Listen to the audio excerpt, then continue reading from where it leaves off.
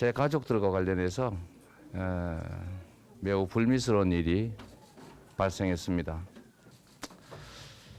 자식을 가르치는 부모 입장에서 참으로 죄송하다는 말씀을 드립니다.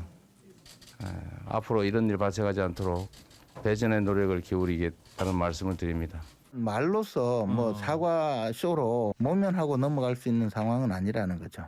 아들 뭐 사과한다, 뭐 치료받게 하겠다 이 말은 또 뭐 형사처벌을 받으면 책임져야지. 그건 다 하나만한 이야기거든요. 과거 제가 가졌던 일관된 그 원칙과 잣대, 그건 저와 제 가족, 제 주변에 대해서도 똑같이 적용이 되어야 합니다. 아내와 관련된 국민의 비판을 겸허히 달게 받겠습니다. 배우자에게 제기된 어떠한 의혹도 인정하지 않았습니다. 부인을 감싸려 전국의 13만 시간 강사를 폄하했습니다. 이에 대한 사과는 단 한마디도 없었습니다. 네, 여론 흐름 살펴보겠습니다. 배종찬 인사이트 K 대표 그리고 김미연 RN서치 소장 자리에 함께하고 계십니다. 두 분 안녕하십니까? 안녕하십니까? 네. 우선 그 리얼미터 갤럽 조사를 보니까요. 문재인 네. 대통령 지지율이 소폭 하락한 것으로 나타났는데 어떤 국정 현안들이 영향을 줬습니까? 코로나로 봐야 되겠죠. 코로나요. 임기 막바지에 문재인 대통령 지지율에 영향을 주는 다른 변수도 있을 겁니다. 부동산도 부분적으로 있을 테고 또 경제도 있을 테지만 그보다는 지금은 또 방역을 되돌아가야 되는 상황이 벌어지지 않았습니까? 네. 문재인 대통령 사과까지도 했고 무엇보다도 일상 회복 과정에 다시 돌아갈 수밖에 없는 코로나 상황이 부정적으로 뭐 이게 언제까지 영향을 미칠지는 모르지만 영향을 준 것으로 보입니다. 네. 대선 후보들을 보면요. 지난주 갤럽 여론조사에서는 이재명 후보가 윤 후보를 앞섰습니다. 뭐 1%포인트입니다만. 근데 그 중도층에서는 10%포인트 앞섰다 이런 결과가 나왔던데 이제 관심인 게요. 이게 접전 양상이 지속되는 것인지 아니면 두 후보의 지지율상에 뭔가 변화가 생긴 것인지 어떻게 봐야 합니까? 저는 두 후보 사이에 변화가 생긴 걸로 보입니다. 네. 왜냐하면은 지금 말씀하신 대로 이제까지 나온 조사 결과를 좀 살펴보면 윤석열 후보는 하락세를 지금 보이고 있고요. 이재명 후보는 지금 상승세를 보이고 있습니다. 그러다 보니까 한때 10%포인트 이상 벌어졌던 양 후보의 격차가 지금은 모든 조사에서 오차 범위 내로 들어오거나 아니면 이재명 후보가 역전하는 그런 조사 결과가 지금 나오고 있는데요. 네. 중요한 거는 지금 윤석열 후보 쪽에서는 지금 배우자 문제가 지금 터졌고 또 네. 이재명 후보 쪽에서는 지금 아들 문제가 터졌기 때문에 지금 이 두 요인이 향후에 양 후보의 지지율에 어떠한 영향을 미칠 것인가 하는 게 지금 최대 관심사거든요. 네. 그렇다 보니까 아마 이번 주부터 나온 조사 결과를 좀 더 면밀히 볼 필요는 있겠지만 저는 개인적으로는 여론이라는 거는 숙성 기간이 필요합니다. 무슨 네. 사건이 터졌다 해서 그것이 금방금방 여론조사에 반영이 되지 않거든요. 그렇기 때문에 저는 한 1월 초?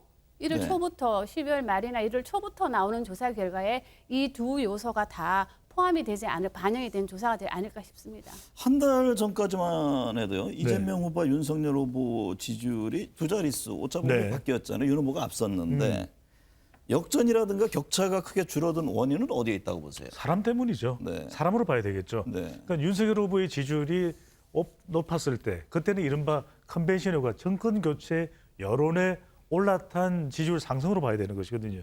그런데 대선 후보의 지지율에서 중요한 것은 이념 기반입니다.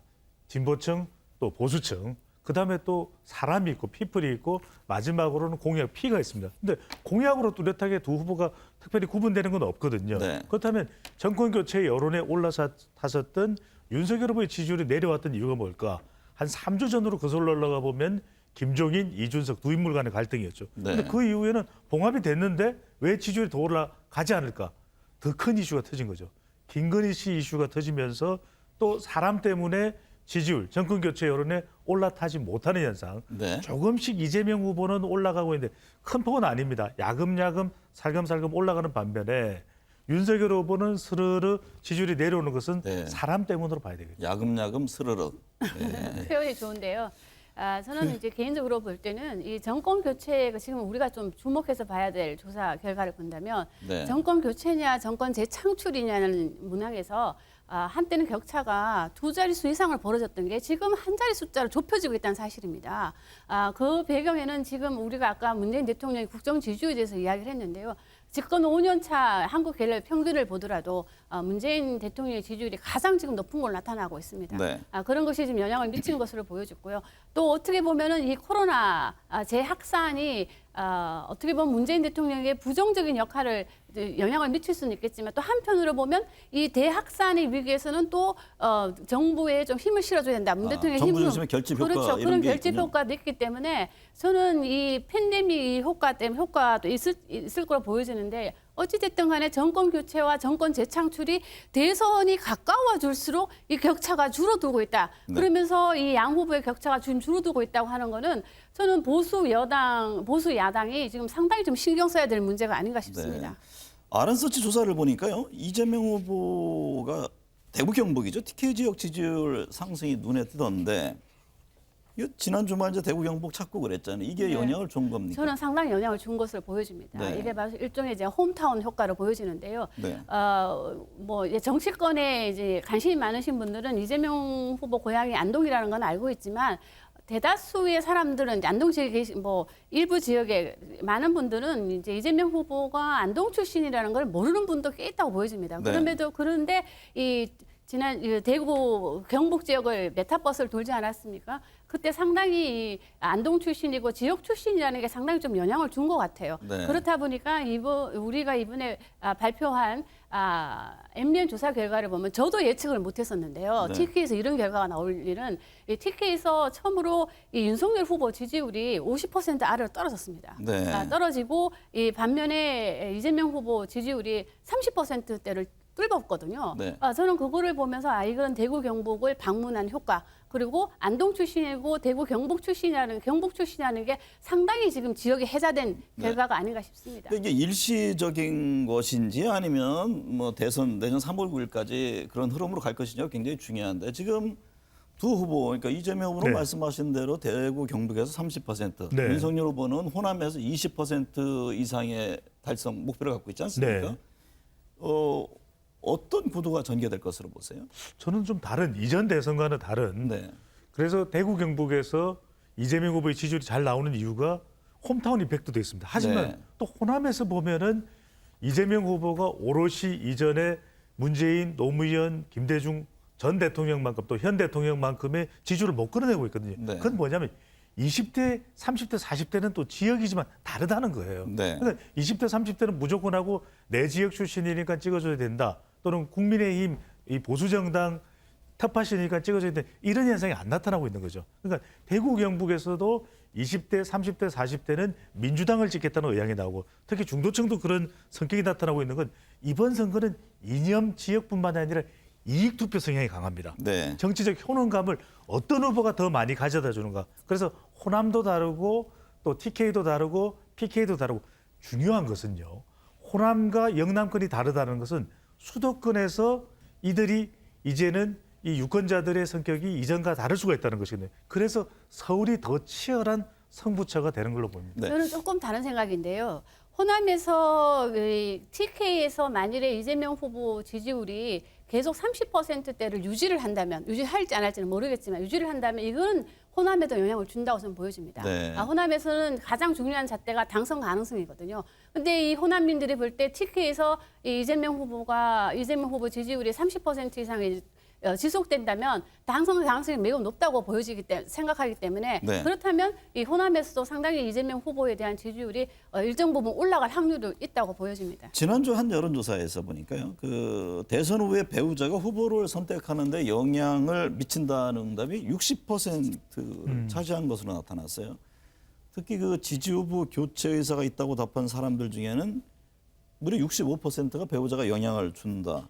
이게 후보 배우자가 이 정도면은 대선 레이스에 변수가 될 가능성이 있어 보이는가요? 그 정도 이상이죠. 배우자 대선이죠. 네. 이번 대선은 배우자 대선이 될 수밖에 없는 것이 후보자에 대해서 얼마나 자격이 있는지 더 탈탈탈 또 유권자들이 더 들여다볼 수밖에 없는 그런 또 검증하는 그런 선거가 되고 있거든요. 배 대표님은 오래전부터 그 얘기를 했잖아요. 계속 이야기를 이번 드렸거든요. 대선은 후보자 대선이 될 정책은 가능성이 있다. 솔깃 들리지가 않는 겁니다. 왜냐하면 손에 잡히는 정책이 아닌 이상은 그동안 숱하게 뭐 부동산 관련해서는 300만 호, 200만 호, 250만 호, 청년주택 100만 호 이게 왜냐하면 실현될까? 그게 과연 가능할까? 또 예산으로 50조, 100조 이야기하는 거 다 펴기 위한 또 공약이겠지, 네. 표심 전략이겠지 이렇게밖에 생각 안 하거든요. 그래서 중요한 건 뭐냐면 영부인이 된다면은 이건 5년 동안 국민들이 계속 지켜볼 수밖에 없는 것이고 세금이 투입되는 것이고 자격이 되는 것이고 자녀도 중요합니다. 그러다 보니까 더 집중하게 되는 것이고 특히 누구한테 영향을 주냐면 이번 대선은 MZ세대 여성 중도층입니다. 그러니까 네. 여성이 여성을 검증하는 것이죠. 특히 40대와 50대에서는 조사 결과를 보면 압도적으로 배우자를 검증하겠다는 것이 나오기 때문에 그만큼 후보자를 선택하는 데 있어서도 배우자와 자녀, 가족이 중요할 수밖에 없는 선거이기 때문에 결정적이죠. 자, 그러면요. 이 시점에서 많은 이제 시청자분들이 궁금해할 사항이 지금 어쨌든 윤석열 후보는 말씀하신 대로 배우자를 둘러싼 논란이 있고 이재명 후보는 아들의 어떤 뭐 상습 도박이라든가 이런 논란들이 좀 제기가 되고 있잖아요. 그러니까 가족을 둘러싼 논란들이 두 후보에게 지금 제기가 되고 있는데 어느 후보 쪽에 더 타격이 큽니까? 지금 상황에서 예단해서 말하기는 좀 어렵다고 보여집니다. 지금 말씀하신 대로 배우자가 투표에 영향을 미친 것이라는 응답이 높은 거에 대해서 뭐 많은 분들이 이야기하는데 저는 이 여론조사만큼 물론 중도층에 영향을 미칠 걸로 보여집니다. 그럼에도 불구하고 배우자보다는 후보 개인을 보고 저는 투표할 확률이 더 높다고 보여지고요. 네. 이 배우자 리스크 같은 경우에는 없다고는 할 수는 없겠지만 저는 이 중도층 특히 여성 표심에 영향을 미칠 거라는 의견은 동의를 합니다. 그럼에도 불구하고 지금 나와 있는 후보들은 한쪽은 배우자 리스크가 있으면 또 한쪽은 가족 리스크가 있거든 아들 문제가 있기 때문에 저는 어느 쪽이 더 타격을 볼 것인가 하는 거는 이분들이 이거를 대하는 태도 네. 그리고 이 뭐 처리 사과 방향 과정이라든가 이런 태도. 그 과정에서 국민들이 판단을 하는 것이지 이 배우자 의혹 때문에 이 단순한 그 의혹 때문에 이 영향을 주지는 그렇게 큰 영향을 줄 거라고 생각하지 않습니다. 그래도 궁금합니다. 네. 대표님 어떻게 보세요? 이제 부인과 뭐 자식 간의 어떤 논란을 둘러싼 이 지금 여러 의혹들. 이건 윤석열 후보에게 더 큰 타격이 될 수밖에 없어요. 네. 왜냐하면 아들의 경우에는 수사를 받겠죠. 의혹 있는 또 성매매 의혹이나 또는 이재명 후보 또 부모로부터 정여받은 돈에 대해서는 검증을 받고 수사를 받으면 되는 부분이에요. 네. 또 밝혀지겠죠. 근데 중요한 건 뭐냐면 윤석열 후보의 배우자의 경우에는 계속해서 의혹이 나왔던 부분이거든요. 네. 수사를 받고 있기도 하고 특히 그 의혹에 대해서는 김건희 씨가 직접 해명을 해야 된다는 이야기를 계속하고 있는 거예요. 네. 근데 그게 해명되지 않으면 결정적인 타격이 될 수밖에 없다. 물론 이제 이재명 후보의 아들과 관련된 것도 이번 주부터 실시되는 조사에서 어떤 영향을 미치는지 봐야 되겠지만 이미 윤석열 후보는 배우자 김건희 씨 김건희 리스크가 지지율에 영향을 주기 시작했어요. 네. 그래서 이게 그만큼 간단치가 않고 심상치가 않다. 윤 후보가 얼마만큼이나 배우자의 리스크를 탈탈탈 털어내냐. 왜? 윤 후보의 경쟁력 중에 하나가 공정이고 상식이고 적어도 배우자나 장모와 관련된 일에 있어서는 엄정하다. 이게 네. 사실은 국민이 가지는 중도층에서의 기대감이 더 큰 타격을 미칠 수가 있는 것이죠. 또 하나 관심 있게 와닿는 것이요. 이재명 후보가 청와대와 지금 뭐 다주택자의 양도소득세 중과 유예라든가 공식화 현실화 전면 재검토해야 된다. 이른바 부동산 정책, 뭐 이전에는 코로나 지원금 관련해서 이견을 보이지 않았습니까? 이제 충돌하는 모습인데 지금 대통령 지지율이 앞서 말씀하셨듯이 40% 전후란 말이죠. 그런데도 정권 교체율은 또 압도적으로 높아요. 그러니까 두 사안의 함수 관계를 보는 게 굉장히 중요해 보입니다. 그런데 과연 이제 이재명 후보 입장에서는 득일까요, 실일까요? 득도 있지만 또 실도 있다가 보여집니다. 문재인 대통령 국정 주제 그거는 높은 누구나 것이 답변할 수 있는 얘기고요. 어느 문재인 쪽이 더 대통령 국정 주제 높은 것이 크냐 이거죠. 이 이재명 후보가 처신하기에는 매우 좀 곤란하죠. 네. 왜냐하면은 지지율이 낮다면은 이재명 문재인 후보에 대해서 비판도 자유롭게 할 수 있겠지만 지금은 비판을 자유롭게 할 수 있는 상황이 아니잖아요. 그러니까 이 후보 왜냐하면 입장에서 이렇게까지 나온다는 것은 뭔가 차별화를 분명히 하겠다 그런 의지 아닌가요? 그런데 이제 차별화를 지금 상황에서는 안 할 수가 없는 게 네. 지금 아까 말씀하신 이 이재명 후보 지지율이 상승하는 걸 보면 상승세가 그렇게 지금은 더 치고 올라갈 수 있음에도 불구하고 소위 문재인 대통령을 지지했던 세력 중에서는 일정 부분 지금 오지 않고 있거든요. 네. 그리고 지금 문재인 대통령에 대해서 상당히 좀 불만을 가진 중도층에서는 이 부동산이라든가 여러 가지 요소에 대해서 문재인 대통령의 불만이 있기 때문에 이 부분에 대해서는 차별화를 하지 않으면 소위 말해서 중도층, 2030 그리고 여성의 표심들을 끌어올릴 수 없기 때문에 지금 이 이재명 후보 입장에서 근데 본다면 이런 게 당연한 있어요. 거죠. 그러면 그 문재인 대통령을 지지했던 세력 중에 상당 부분 아직은 안 온다는데 그분들이 그러니까 기존의 문재인 대통령의 부동산이나 이런 정책에 대해서 좀 입장을 달리하거나 불만이 있어서 안 오는 것인지 아니면 이재명 후보 개인에 대한 불만 때문에 안 오는 것인지 그 부분에 대한 분석은 저는 어떻게 봐요? 개인에 대한 불만이라고 보여집니다. 네. 개인에 대한 불만. 그리고 이제 이분들 같은 경우에는 이 아랜서치가 2주 전에 발표한 조사 결과를 보면 문재인 대통령을 2017년 지지했던 분 중에 57% 정도만 지금 이재명 후보를 지지하는 걸로 나타났거든요. 그런 네. 거를 감안해 본다면 이재명 후보에 대한 어떤 개인적인 부분 그리고 해경공 홍씨 이런 논란이 지금 영향을 미친 걸로 보여집니다. 이거는 간단한 것이요. 민주당의 이재명이 아니라 이재명의 민주당을 선언하고 난 이후에 지지율이 야금야금 조금씩 올라갔습니다. 그 네. 지지율이 올라가지 않았다면 이거 문제가 있는데 문재인 대통령과 조금의 정책을 차별화하는 것이 또 이것이 지지율에는 오히려 플러스가 아니라 마이너스가 될 텐데 판단할 때 올라갔다는 거예요. 네. 그 이야기는 민주당의 이재명이 아니라 이재명의 민주당으로 가는 것이 효과적인 것입니다. 왜냐하면 대통령의 지지율만 가지고는 못 이겨요. 플러스 알파가 있어야 되는데 지금 서울 중도층 30대 50대 가정주부층 자영업층을 더 획득하기 위해서는 부동산 정책하고 코로나에 관련해서 방향을 다르게 가야 되는 거예요. 네. 청와대에서는 못마땅해 하는 것이 지극히 또 당연합니다. 아니 부동산 다주택자 중과세 정책을 결정을 했는데 이거 왜 이래요? 하지만 그것에 있어서 서울 여론은 어떻게 할 겁니까? 50대 여론은 어떻게 할 겁니까? 가정주부층은 어떻게 할 겁니까? 그러니까 이재명 후보는 또 이재명 후보 입장에서는 후보자 중심으로 이재명의 민주당으로 가야 되기 때문에 문재인 대통령과 차별하는 것은 당연한 것이죠. 네. 또 하나 여론조사에서 보면요. 후보 등록 이전에 정책 토론을 하자는 의견이 65%를 넘는 것으로 나타났던데 이 대선 전국에서 이 정책 토론의 중요성은 어떻게 봅니까? 매우 중요하죠. 네. 이제 여론조사를 해보면 많은 분들이 응답하기를 이 정책이나 공약 그리고 이제 이런 부분에 대해서 그것이 투표에 영향을 미친다고 하는데 지금 솔직히 말씀드리면 이 양 후보가 토론하는 모습을 이제 한 번도 본 적이 없어요. 네, 그렇죠. 그렇다면은 이 국민들은 궁금한 겁니다. 지금 이 양 후보의 두 후보를 비교할 수 있는 자리가 한 번도 없다는 것이 이 후보 우리 국민들 입장에서는 매우 안타까운 일이기 때문에 이런 조사 결과가 나왔는데 이재명 후보는 많이 하자는 기피할 수도 입장이고 없잖아요. 저게 피하는 모습이 계속 국민들에게 영향을 다가갔을 주죠. 경우에는 그게 마이너스로 작용하지 않겠습니까? 그렇죠. 그러니까 결국 토론회는 뭐냐면 네.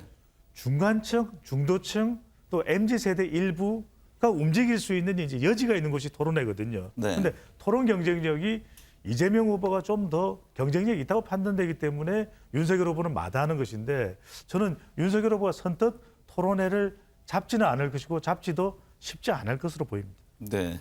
오늘 두 분 말씀 감사합니다. 네, 사과하면 떠오르는 인물 그리고 분노가 있습니다. 대표적으로 얼마 전 5.18 유혈 진압에 대해 끝내 사과를 거부하고 숨진 전두환 씨가 있고 과거사에 대해 사과를 거부하는 일본 정치 지도자들이 있습니다. 대선을 앞두고 유력 대선 후보들의 사과가 쏟아지고 있지만 그 결은 달라 보입니다. 진심 어린 사과인지 안 한 것만도 못한 위기 모면용 사과인지 국민들의 판단은 어렵지 않습니다. 시청해주신 여러분 감사합니다.